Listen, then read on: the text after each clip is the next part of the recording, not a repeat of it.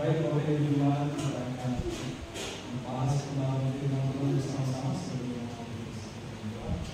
kita dan Tuhan.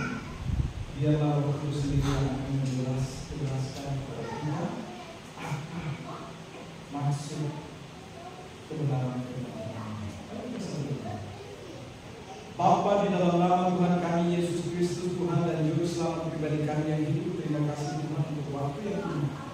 Kalau Engkau boleh memberikan kami kesempatan diam sejenak daripada ada di tempat lain. Oleh sebab itu Tuhan, biarlah kami melakukan kebenaran firman sesuai dengan kehendak. Mari Engkau memberkati kami satu persatu Tuhan. Engkau mengurangi ruangan ini, ruangan kami dan pikiran kami. Kalau ada intervensi kuasa yang tidak berkenan di dalam ruangan ini, tolong kami melakukan dalam nama Yesus. Dan biarlah kuasa kami yang mengambil alih, bahkan memberikan pengertian yang mau tentang kebenaran firman. Terima kasih Tuhan Yesus. Karena biar jadi Bapa jangan kehendak kami. Haleluya. Amin. Silakan dulu Bapak Ibu yang dikasih dalam Tuhan kita Yesus Kristus. Bapak Ibu yang dikasih dalam Tuhan kita, bahwa kalau kita tahu hari ini kita akan mengingat kembali beberapa ribu tahun yang lalu kelahiran Yesus di kandang, di palungan, dibungkus kain lampin, ya, bedung-bedung, semuanya tidak layak. Tapi ini mengingatkan kita ketidaklayakan itulah Yesus mengambil bagian untuk menjadi layak. Nah sekarang, Bapak Ibu, sebelum kita membahas tema kita, tema yang luar biasa, saya mau katakan buat kita, kalau kita, ya, apalagi yang sudah berumah tangga, kalau seorang ayah mempunyai anak dan anak-anak itu lebih menghormati tetangga di luar sana daripada ayahnya sendiri, bagaimana Bapak Ibu? Terima nggak ayahnya? Pasti ayahnya memanggil dan memberikan nasihat. Karena apa? Ayah begitu mengasihi anak-anaknya, sehingga dia kembali mengingatkan bahwa etika peraturan yang sesungguhnya kembali lagi ke dalam keluarga ini. Baru kita keluar. Nah, hari ini kita akan membahas bersama-sama topik yang menarik, kemuliaan bagi Allah dan damai sejahtera di bumi. Ini luar biasa. Kemuliaan bagi Allah dan damai sejahtera di bumi. Allah ingin untuk kembali mengingatkan kita bahwa kemuliaan itu hanya ada pada Dia, tidak ada pada siapa. Karena Dia menciptakan kita manusia di bumi. Oleh sebab itu mari kita baca bersama-sama Lukas pasal 2 ayat 14. Lukas pasal 2 ayat 14. Kita baca bersama-sama. Yang sudah menemukan katakan amin. Mari kita baca bersama-sama 2, 3, 4. Kemudian bagi Allah di tempat yang maha tinggi dan damai sejahtera di bumi di antara manusia yang berkenan kepadanya. Puji nama Tuhan. Berbahagialah kita yang membaca kebenaran firman Tuhan, merenungkan bahkan melakukan dalam aktivitas ini kita sehari-hari. Kemuliaan bagi Allah dan damai sejahtera di bumi. Bapak Ibu, kalau kita perhatikan, kenapa sih sampai malaikat itu dari surga mengiringi gembala dan mengingatkan gembala dengan puji-pujian yang indah? Maaf ya, Abu Sufyan itu sebelum dia jatuh itu seorang pemuji yang luar biasa. Satu helai rambutnya saja apabila ditiup itu merdunya seperti konser. Tapi karena kesombongannya dicampakkan ke manusia. Nah, oleh sebab itu malaikat tetap memberikan kesempatan untuk memuliakan Allah. Dan malaikat waktu berbuat dosa dicampakkan, tidak ada lagi pengampunan. Tapi manusia anak kembali mencari. Oleh sebab itu, waktu malaikat datang menjumpai gembala, ya, gembala kaget dan takut. Duh, kenapa nih? Ini ada apa nih? Tapi kita lihat, malaikat katakan jangan takut, sebab hari ini telah lahir bagimu seorang luar biasa. Satu pun. Kenapa ketakutan? Karena pada saat dosa masuk ke dalam dunia manusia itu stres. Adam dan Hawa mengalami ketakutan sehingga mendengar langkah Allah aja mereka apa? Bersembunyi. Allah membuat pakaian bagi mereka. Mereka tidak pernah bersyukur. Ini karena apa? Ego yang sudah menguasai mereka. Si Lucifer itu sudah menguasai mereka, membuat mereka terpisah dari Allah, sehingga mereka datang dan mengingat kemuliaan bagi Allah di tempat yang maha tinggi. Sebab Bapak Ibu yang dikasih dalam Tuhan kita Yesus Kristus, memuji memuliakan Allah itu hanya khusus untuk Allah. Kita tidak bisa memuji siapapun di dalam dunia ini. Bahkan ada benda-benda keramat pun kita tidak bisa menyembah. Hanya kita patuh dan sembah hanya kepada Allah. Oleh sebab itu waktu kelahiran anaknya saja, malaikat datang mengingatkan gembala yang hina-hina. Maaf Bapak Ibu, terhina itu karena mereka tidak masuk dalam golongan kerohaniannya jelek. Sebab mereka saking mengembalakan domba-domba itu, hari Sabat pun mereka lalaikan, sehingga para imam menganggap mereka manusia-manusia yang berdosa, yang terbisa. Tapi coba Allah mencari, Allah mengingatkan mereka bahwa kelalaian itu adalah seorang raja dan damai sejahtera di bumi atas manusia yang berkenan kepada maka itu benar. Dan ingat bahwa semua gembala itu dipakai semua luar biasa. Sampai Yesus pun menjadi gembala yang baik. Tuhan adalah gembalaku, takkan kekurangan aku. Ia memberikan aku di padang yang berumput hijau. Coba, itulah gembala yang baik. Jadi pada saat dingin pun, ya, gembala itu menjaga domba, karena ini domba-domba bukan domba sembarangan. Mereka kotor ya, penuh dengan lumpur, harus dimandikan. Tapi coba, gembala tetap setia merawat. Karena apa? Domba-domba yang terbaik yang akan masuk ke dalam penyembelihan,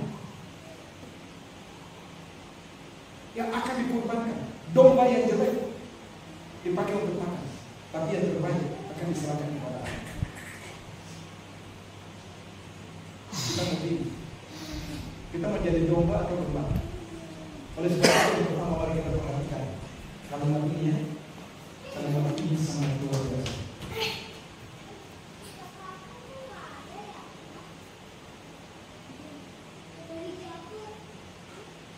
Kalimat ini mengingatkan kita yang pertama, mengapa para malaikat memuji Allah dengan kalimat kemuliaan bagi Allah di tempat yang maha tinggi.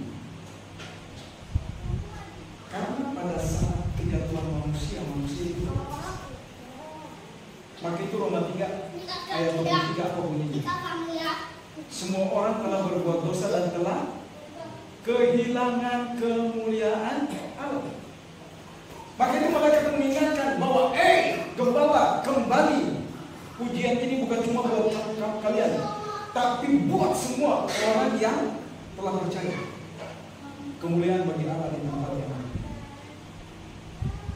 Ingat, waktu dosa masuk ke dalam dunia itu terpisah dengan manusia, sehingga kemuliaan Allah itu tidak ada pada manusia. Yang ada apa? Hanya dengki, iri hati, cemburu, apalagi mementingkan diri sendiri, bahkan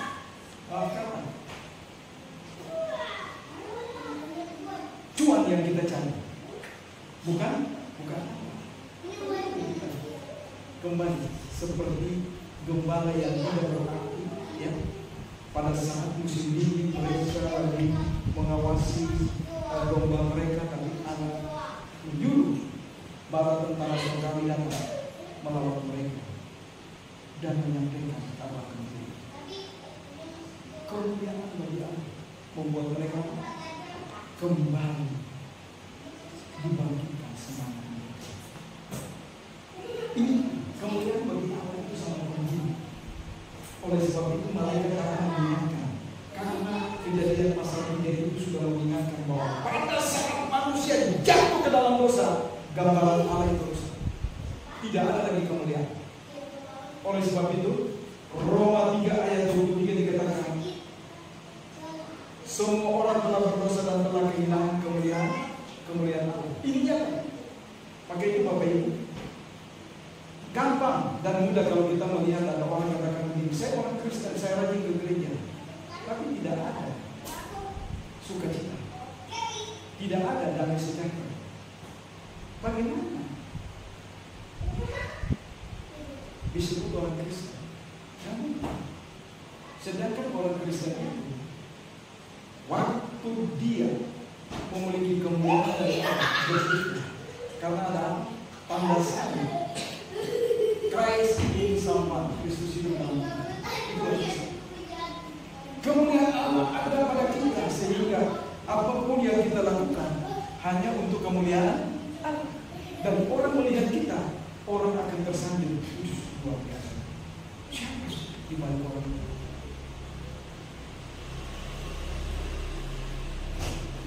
Oleh sebab itu saya teringat waktu pelayanan ke satu daerah ke pedalaman, ternyata orang-orang pedalaman itu ingin supaya kami itu harus tinggal dan menikah dengan anak-anak mereka.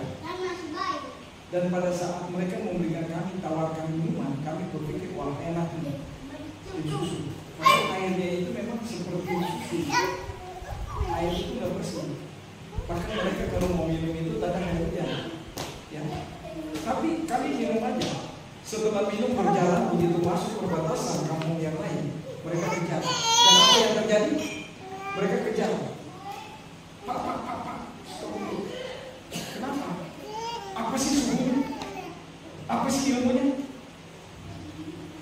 Bisa? Kok ilmu kami nggak mempan? Dan kami cuma katakan apa? Suhu kami, dia nama di atas segala nama, Yesus. Akhirnya mereka tidak percaya. Mereka mengatakan, ini akan menjadi di tempat yang kami. Apa yang kita bisa lakukan? Apa yang kita lakukan? Hanya untuk kemuliaan Allah, bukan untuk kita. Dan hal yang kecil kita lakukan, nama Tuhan dipermuliakan. Jadi apapun yang kita lakukan lagi sebagai orang percaya, ingat kita bukan orang yang tidak percaya, tapi kita orang yang sudah percaya dan mengenal Kristus. Ini yang mereka ingin mengingatkan kita kembali bahwa manusia sudah jatuh ke dalam dosa, kehilangan kemuliaan Allah, dan kita dosa apa? Mau, tapi Allah dengan kasih-Nya tidak mau manusia itu terpisah dari Allah. Dia ingin supaya manusia itu kembali seutuhnya bersama-sama dengan Dia dalam kerajaan surga. Ini tujuan Allah. Jadi Allah ingin memperbaiki kembali gambaran yang rusak itu, diperbaiki kembali untuk menjadi gambaran seutuhnya seperti yang Dia katakan. Marilah kami menciptakan manusia serupa dengan Dia. Jadi kita manusia makhluk ciptaan yang sama. Jadi kalau kita mau berbangga-banggalah kepada diri kita. Mari berdamai dengan Allah dan berdamai dengan sendiri dan katakan, Tuhan terima kasih. Apapun saya, maka itu saya katakan, kalau orang katakan hitam, saya katakan puji Tuhan. Kenapa? Lagu hitam manis banyak ya. Hitam kereta api. Ya. Saya sih hitam tapi banyak yang menanti. Kereta api itu kan kalau kita lihat ya, kereta api dulu kan lokomotif ya. Kalau orang pulang kampung, mau hitam mau sampai di kampung dia mandi lagi pakai sabun berkali-kali, tapi yang penting dia kembali ke kampung dengan kereta. Tapi nggak ada lagu putih manis ya. Tapi nggak apa-apa, saya lihat cantik-cantik semua. Jadi ya bersyukur. Jadi siapapun kita bersyukur karena ada kemuliaan Allah dalam hidup kita. Bapak Ibu yang dikasihi dalam Tuhan kita Yesus Kristus, kemuliaan Allah di tempat yang maha tinggi ini membuktikan bahwa kita perlu diperdayakan dengan Allah. Karena gambaran Allah yang tadinya rusak, supaya kita menjadi satu dengan Allah kembali. Itulah yang Allah inginkan dari kehidupan saudara dan saya.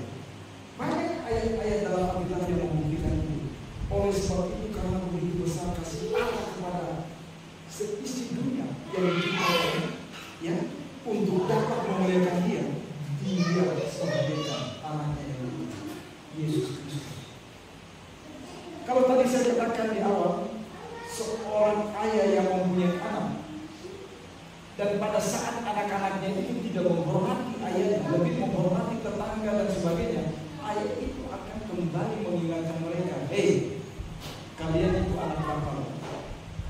Bapak membesarkan, bapak memberikan biaya, bapak memberikan nafkah dan tolong. Kita di rumah ini kita mempunyai aturan. Kalau kalian sudah pergi dari rumah, jam sekian harus ada di rumah. Kalau kalian sudah bekerja, jangan kalian lupa juga memberikan apa yang menjadi hak bagi orang tua. Maka itu firman Tuhan, hormatilah ayah dan ibumu supaya lanjut di tanah yang diberikan. Karena anak ini akan untuk memperdamaikan diri kita dengan Allah dan diri kita dengan diri kita. Ada banyak orang yang untuk mengasihi diri atau berdamai dengan diri. Selalu, aduh, karena saya begini, jangan. Tapi mari kita sadari, semua ada maksud dan rencana Tuhan di balik setiap peristiwa yang terjadi dalam kehidupan kita. Itulah tanda orang-orang yang telah berdamai dengan Allah. Oleh sebab itu Bapak Ibu yang dikasihi dalam Tuhan Yesus Kristus, ini poin yang pertama. Poin yang pertama ini mengingatkan kita bahwa sangat penting, ya, berdamai dengan diri sendiri dan Allah itu sangat penting. Karena itulah yang diinginkan Allah. Yang kedua dari bagian yang pertama, Allah menginginkan dan menawarkan suatu perdamaian kepada kita manusia yang harus binasa supaya kembali kepada Allah untuk memuji dan memuliakan. Gembala orang-orang yang tidak berarti. Tapi malaikat datang menjumpai mereka, bukan petinggi-petinggi di istana yang lagi tidur nyenyak di kasur, ya. Aduh, zaman dulu ada AC nggak ya? Kayaknya belum ada ya. Tapi zaman dulu barangkali masih dingin kan ya. Jadi masih panas selimut, masih. Tapi coba gembala di mana coba? Bukan lagi itu. Tapi gembala lagi waspada. Jangan-jangan serigala datang. Jangan-jangan binatang buas datang. Mau ambil salah satu domba yang terbaik yang aku punya. Coba. Karena itulah yang aku. Bapak Ibu Saudara dan saya sama seperti gembala. Kita manusia-manusia yang tidak berhati. Tidak masuk itu kan? Tapi Allah ingin memberikan kembali. Allah tidak pernah cari orang kita. Allah tidak pernah cari orang yang punya banyak uang, banyak duit. Allah tidak pernah cari orang yang punya kekayaan. Tapi Allah cari orang yang mampu. Waktu gembala bertemu dengan malaikat dan malaikat menyampaikan pesan, apa yang mereka lakukan? Poinnya mereka mengambil binatang, ingin berjumpa dengan Yesus secara pribadi. Jadi kalau kita katakan kita orang percaya, kita orang Kristen, apakah kita sudah berjumpa secara pribadi dengan Kristus seperti kembali? Waktu malaikat meninggalkan mereka dan mereka katakan apa? Ayo kita pergi ke sana, kita menuju. Baik nama itu raja yang baru lahir. Mereka bukan menunggu, mereka tidak menunggu. Tapi setelah habis di dalam kepala mereka langsung ambil binatang. Bapak Ibu kalau nanti Bapak Ibu ke Israel itu enak banget. Itu tempatnya nggak begitu jauh.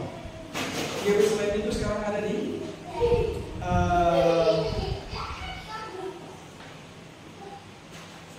tempat apa yang sekarang Palestina. Jadi kalau kita masuk ke Palestina itu ada perbatasan. Jadi Yerusalem itu begitu. Tempat Yesus lahir itu, dan dulu Saddam Hussein kalau dia Desember begini hadiri Natal.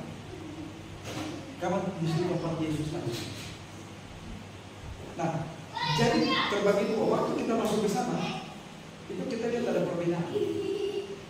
Pasti anak-anak ke sana tidur di bawah mobil dan mereka katakan $1. Tanpa ada $1 buat mereka tidak akan bangun. Tapi Bapak Ibu kita lihat, sekalipun apa itu terjadi, tapi gembala ini tidak nyala. Mereka ada di padang. Mereka ada di satu menara. Menara itu di mana memang menara itu tempat buat mereka untuk menjaga para domba-dombanya. Dan setiap ada kurban yang dipersembahkan, dari situlah mereka bawa. Jadi tidak jauh. Jadi waktu malaikat datang menjumpai mereka, mereka langsung bergegas ambil tindakan. Dan ternyata begitu mereka itu, apa yang dikatakan malaikat kepada mereka semua pas. Sehingga mereka bercerita kepada Maryam. Dan apa yang terjadi? Maryam hanya menyimpan itu dalam hati. Karena Maryam tahu anak yang dilahirkan ini bukan anak sembarangan. Bukan juga dia punya mulut embel, lepes, yang suka gembar-gembor. Bahwa ini yang akan menyelamatkan. Rahasia itu dia sendiri. Dan bahwa dia mendengar kabar dari kesaksian para gembala, dia bersedia. Dan itulah gembala. Dan apa yang terjadi? Setelah gembala berjumpa dengan Yesus secara pribadi, mereka diubahkan. Mereka bukan lagi gembala yang biasa-biasa. Mereka sambil menjaga domba, tapi mereka juga menyampaikan kabar baik kepada orang-orang yang mereka diubahkan. Inilah kemuliaan bagi Allah di tempat yang sebagai orang percaya kita harus mengikuti teladan para gembala. Jumpailah Yesus secara pribadi. Kalau belum, bahaya bagi kita. Gereja boleh kita menjadi aktivis, tapi jangan roh agamawi yang mengerti. Karena kalau roh agamawi yang mengerti, itu sangat berbahaya. Kenapa? Jadi rutinitas. Oh ya, dong campur lah, gak apa-apa. Daripada nanti ada bilang apa? Wah, kamu ateis ya, gak punya agama ya? Ya sudahlah, supaya biar ada agama kita datang aja. Tapi begitu tanya, kamu tinggalkan dunia ini mau kemana? Karena ada dua pilihan, surga atau neraka. Yang mana? Ya mudah-mudahan sih ke surga. Karena saya pun orang percaya. Nggak ada dalam kekristenan mudah-mudahan. Pasti atau tidak? Ya atau tidak? Hanya dua. Tidak ada mudah-mudahan. Bahkan firman Tuhan katakan kalau kita suam-suam kuku, tempatnya di mana? Dicamkan, dimuntah, dimudah. Jadi kalau kita mau minum panas, jangan dingin sekali, jangan panas dingin. Kalau air panas dingin itu rasanya gimana tuh? Enak. Nah ini satu bukti. Oleh sebab itu Bapak Ibu yang dikasihi dalam Tuhan kita Yesus Kristus, untuk berdamai dengan Allah, ya, berjumpa secara pribadi dengan cara Allah menawarkan cuma-cuma kepada kita. Siapa saja yang mau. Ingat, kita orang Kristen yang mau atau tidak mau, tidak mau. Allah tidak memaksa, tapi yang mau Allah cuma tawarkan. Mau? Ayo. Wahyu 3 ayat 20 apa bunyinya? Lihat aku berdiri depan pintu dan mengetuk. Jika ada orang yang mau membuka pintu, aku akan masuk. Pintu ini bukan pintu rumah, tapi ada. Pernah dengar pujian? Into my heart, into my heart, Lord, into my heart, Lord Jesus, mari masuk hatiku ya. Kapan? Ini penawaran cuma-cuma. Gembala tidak menunggu, gembala langsung sambut.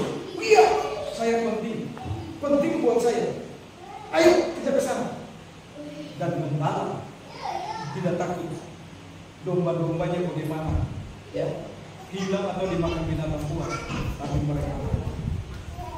Begitu juga. Penawaran cuma-cuma. Ayo jumpai Yesus secara pribadi.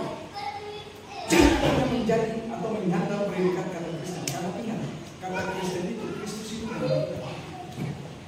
Jangan kita mau sembunyi sampai orang begitu dari KTP kita.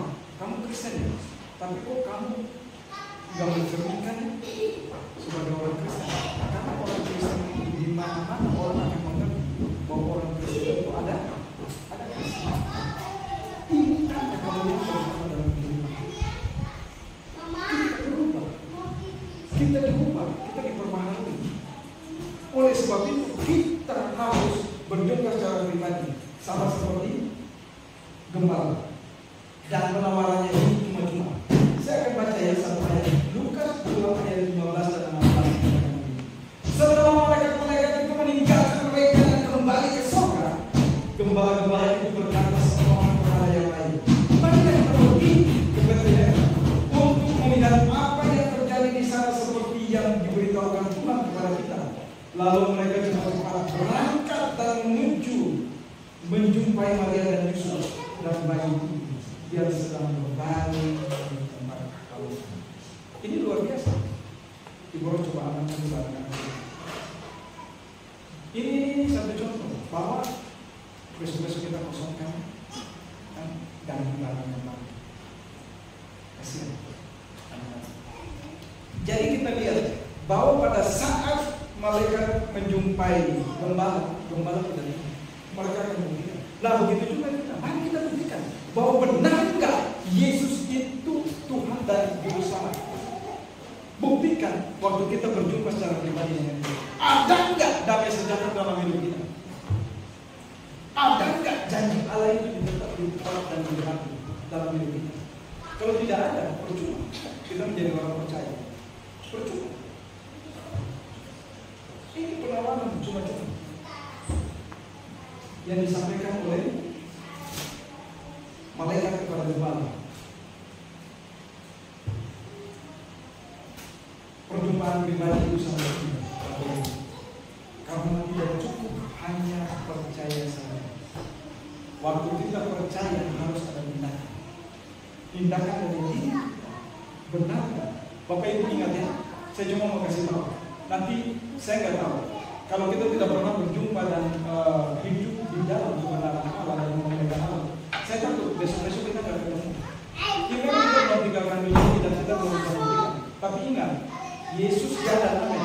Dia mati dan dia bangkit. Dia katakan apa? Buat seorang penyanyi di sebelah, mulai hari ini juga engkau bersama-sama dengan aku di Firdaus. Itu belum mati itu penyanyi. Tapi Yesus sudah kasih jaminan. Dan saya katakan, buat saya yang amin.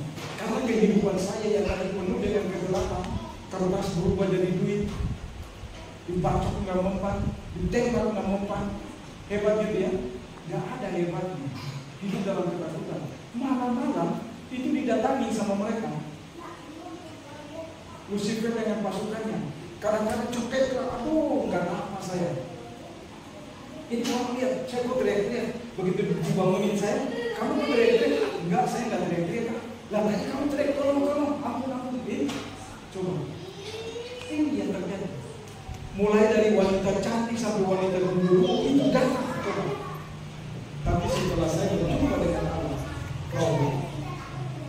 sukacita dan dalam sejahtera dalam kehidupan.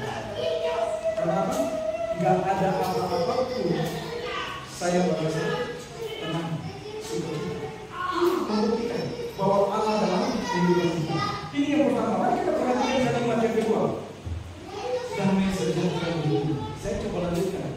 Damai sejahtera di bumi di antara manusia yang beriman kepada Dia. Kenapa dikatakan damai sejahtera di bumi di antara manusia? Ingat, dunia ini bukan karena percaya Yesus akan memiliki damai, ketenangan tidak ada. Tidak.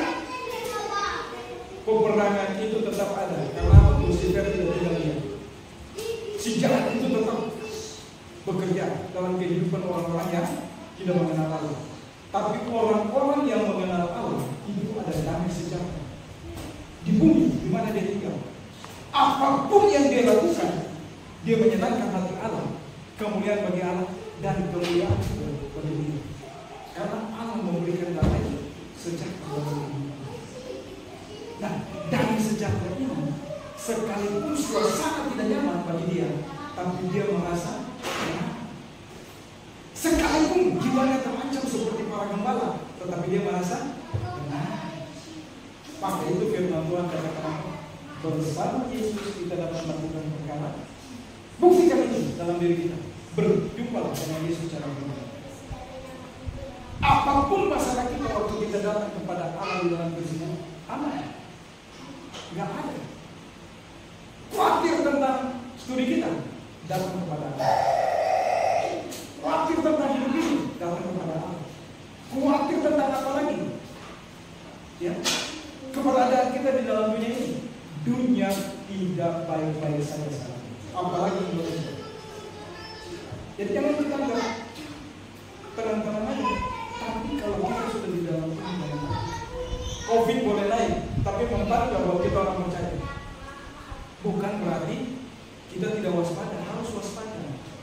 Coba COVID pertama, ada berapa di antara kita yang keluarganya meninggal? Gak ada kan? Sedikit Allah. Berdiri aja udah gak mampu, gitu. Masih hidup. Karena apa? Ada Yesus. Pertama Yesus kita lakukan. Bahwa dia tidak akan meninggalkan. Nah ini yang dia inginkan. Ya, damai sejahtera di bumi di antara manusia yang berkenan. Manusia yang berkenan itu perlu kita perhatikan. Orang-orang yang sudah berjumpa dengan Yesus secara pribadi itulah yang berkenan kepada Allah. Kedua, kalau tidak ada, yang ada apa? Binasa. Ingat, ada dua kuasa dalam dunia ini. Iblis, Allah. Dan iblis selalu muncul, selalu mendemonstrasi kuasanya. Kalau Bapak Ibu mau membuat pacok, datang aja ke Cimande. Bapak nggak membuat kan? Tapi coba datang ke saya, putus. Nama Yesus punya kuasa. Ada satu kisah. Teman hamba Tuhan, dia punya keluarga datang dari mana? Jadi dia bawa. Tolong kalian doain. Ini saudara saya ini ingin main-main kantor. Dulu ada namanya taman tempat orang berhidupan sendiri. Asli. Jadi sampai di sana adalah permainan yang biasa potong lidah, tusuk segala macam. Jadi ponakannya ini bilang mau ke situ. Dia bilang jangan, itu nggak baik. Mau ke situ. Dia cuma lihat apa yang terjadi. Begitu potong lidah itu. Dan kalau ada yang katakan mempan terhadap bacok pada kepada saya. Tapi siapa? Kalau saya bacok ini, buat Yesus nggak ada ini. Itu permainan kamuflase dari iblis. Iblis menawarkan hal-hal yang seakan-akan memang dunia ini dipunyai oleh Yesus. Dia bisa memberikan kekayaan, tapi kekayaan itu tidak selamanya apa yang mungkin. Bahkan apa? Ada tumpah. Jangan main-main. Kalau sampai itu terjadi waktu kita membuat perjanjian dengan iblis, siap-siap korban terjadi.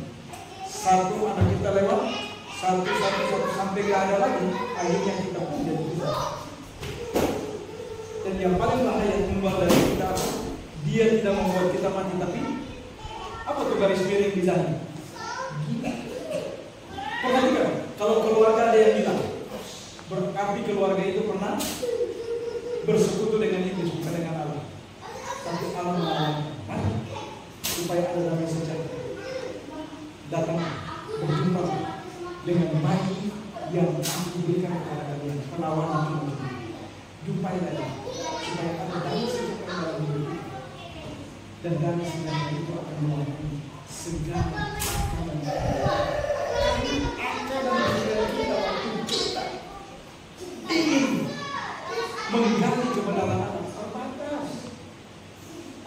Tapi kalau kita sudah bersama-sama dengan Allah, hikmat dari Allah itu bermula dari kebenaran. Tapi hikmat manusia adalah kebodohan bagi Allah. Nah inilah damai sejahtera. Oleh sebab itu Bapak Ibu yang dikasih dalam Tuhan kita Yesus Kristus, ini sangat luar biasa. Karena Roma 15 ayat 13 saya baca Bapak Ibu sekalian, ayat ini saya senang sekali dalam ayat ini. Karena ayat ini mengingatkan saya untuk mempersiapkan saya meraih berkat di 2024. Dan saya ingin anak-anak yang cantik, Bapak Ibu yang dikasih Tuhan, memperoleh juga berkat di 2024. Dikatakan begini, semoga Allah sumber pengharapan memenuhi kamu dengan segala sukacita Dan damai sejahtera dalam iman kamu, supaya oleh kekuatan Roh Kudus kamu berlimpah dalam pengharapan. Jadi pertama apa? Pengharapanku hanya Yesus saja yang mati atas Golgota di dunia. Dia lahir, dia mati untuk kita. Ada kan lagu nada? Dia lahir untuk kita, dia mati. Dia hanya kita. Siapa manusia yang tidak berarti, tapi dia menawarkan karena kita umat pilihan Allah. Kita gambaran Allah. Kita ciptaan yang paling mulia dari segala ciptaan. Dan oleh sebab itu gambaran Allah dia tidak mau sia-sia. Tapi dia tahu kita punya pengharapan kepada Dia. Kemudian bagi Allah di tempat ini, bukan kemudian bagi roh jahat, penguasa dunia ini yang hanya ingin menjebak kita, merampas kita, memisahkan kita dari Allah. Tapi mari kita kembali berdamailah dengan Allah, supaya kita dapat berdamai dengan diri sendiri. Kita bisa menerima apapun yang terjadi dengan kita, karena itu semua ada maksud dan rencana Tuhan bagi kita, supaya kita mengerti. Karena di balik semua peristiwa yang terjadi dengan kita ada berkat khusus yang Allah siapkan. Ada apa? Ada sukacita di balik penderitaan kita. Ada sukacita. Dan lebih daripada itu ada apa? Ada damai sejahtera, hati yang lega. Apapun yang terjadi legowo, gitu ya. Itu bahasa apa ya, legowo? Oh begitu ya. Ada hati yang plong, gitu ya. Bebas. Tidak ada tekanan apapun dalam hidup kita. Kita lakukan apa saja, bebas. Oke, itu beberapa pertanyaan. Kenapa di setiap bulan-bulan yang baik kita lakukan yang terbaik buat orang lain? Bukan berarti kita ada, tapi itulah lakukan kebenaran firman Allah. Kalau kita mengasihi Tuhan Allah untuk mengasihi diri sendiri, apa? Kasih sesama manusia seperti diri, itu paling penting. Ke atas itulah dari hati ini. Kalau damai sejahtera, apa yang kita kesihkan dalam diri Yesus? Menjadi orang percaya, setelah menjadi orang percaya, saudara harus membuktikan itu dengan tindakan. Saudara itu menjadi pertama. Daftarkanlah diri kalau sudah menjadi orang percaya. Jangan bingung. Oh, saya pagi ini ke gereja A, saya siang nanti ke gereja B, saya sore ke gereja E, malam saya ke gereja A. Bukan kata saya, tapi kata Bapak Nevo. Nah, ini yang kita perlu tahu. Tapi waktu kita terdaftar di satu gereja, lembaga tertentu, kita merasa nyaman. Karena apa? Ada aturan-aturan, ada hak-hak kita di sana. Tapi kalau kita jalan-jalan aja, umpamanya ya, seperti saya dulu, begitu baru bertobat, tapi sudah terdaftar sih. Cuma untuk mau lebih lagi, saya terdaftar di satu gereja yang memang sesuai dengan panggilan saya. Tapi kalau belum, coba tiba-tiba terjadi sesuatu di jalan, yang ngurus kita siapa? Halo. Iya, ada kerjanya kan di sini kan, ngotot. Tapi Ibu Ros dengan baik hati nolong, mintalah surat pindah. Enggak juga. Akhirnya dengan sendirinya, beliau katakan begini, inilah orang yang tidak memiliki damai sejahtera dan belum berjumpa dengan gereja. Bu, kami istirahat dulu ya. Kami nggak mau bergereja dulu. Ibu Ros bilang, udah kalau nggak di sini ya udah ada banyak tempat. Benar-benar enggak. Begitu tinggal naik Jehovah, apa yang terjadi coba Bapak Ibu? Saya ditelepon, saya kaget, lah kemana masih sehat-sehat? Bukan jemaat saya. Jemaat saya itu ada identitas, kartu pengenal. Begitu ya? Nah, kita mesti jelas. Nah, waktu kita menjadi orang percaya jangan tinggal diam. Mari kita mendaftarkan diri kita. Gereja mana yang kita menganggap baik, silakan. Supaya kita tidak menjadi jemaat yang gelap, tidak punya identitas. identitas di dalam wilayah Indonesia itu jelas. Ada KTP, punya KTP enggak? Kalau belum punya mesti cepat urus. Jangan sampai besok-besok ada rahasia apa, ya? Apalagi suasana begini kan? Waduh, masuk dulu. Keluarga mesti datang dulu begini. Sayang kan? Waktu kita habis. Tapi itulah membuktikan bahwa kita perlu.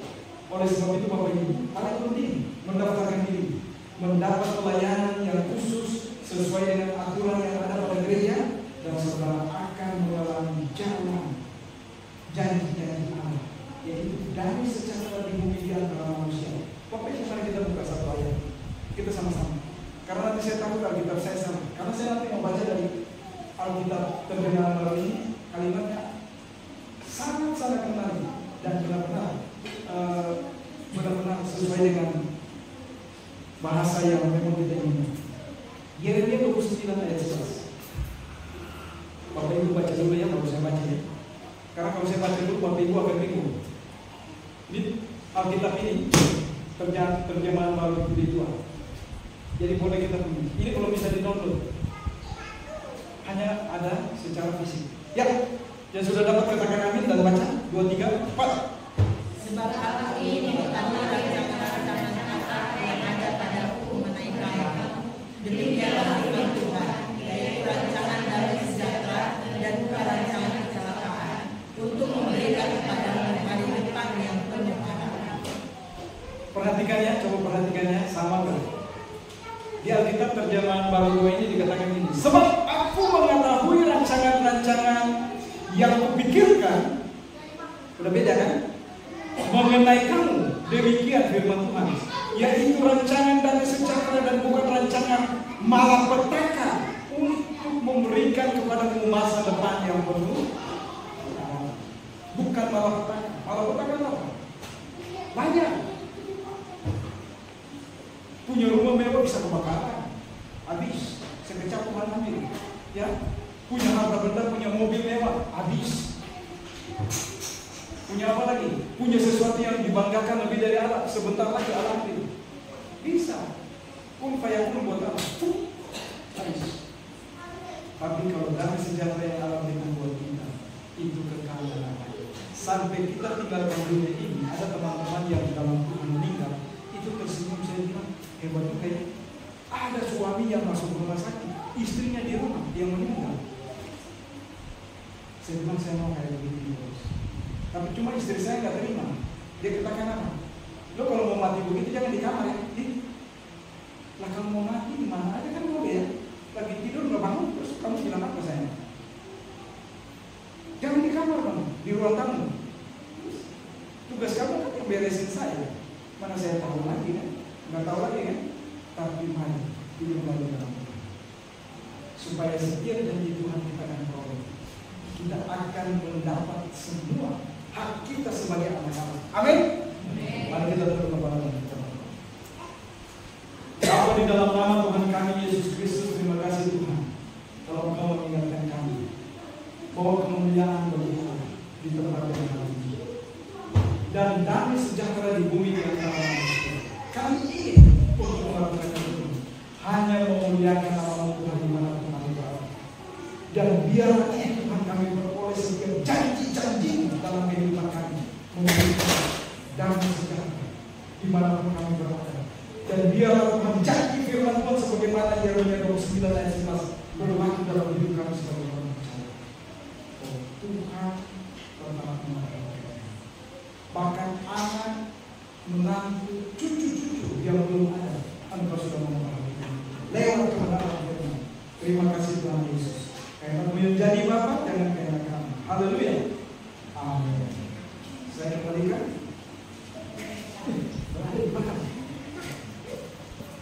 Ini Kak Julian.